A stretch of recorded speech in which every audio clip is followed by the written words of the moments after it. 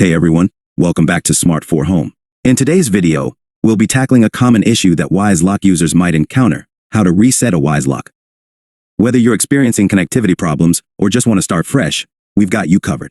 So, let's dive right in. First things first, ensure that you have the necessary items ready for the reset. You'll need your Wyze Lock, a small pin or paperclip, and access to the Wyze app on your smartphone. Step 1. Open the Wyze app. Begin by opening the Wyze app on your smartphone and ensure that you are logged into the account associated with your Wyze Lock. Step 2. Navigate to Wyze Lock settings. Once you're in the app, navigate to the Wyze Lock settings. This is usually found in the Devices section. Look for your Wyze Lock and tap on it to access its settings. Step 3. Tap on Advanced Settings. Inside the Wyze Lock settings, scroll down and find the Advanced Settings option. Tap on it to reveal additional options. Step 4. Select Reset Wyze Lock. In the Advanced Settings, you'll find an option labeled Reset Wyze Lock. Tap on this option to initiate the reset process. Step 5. Confirm the reset. The app will prompt you to confirm the reset.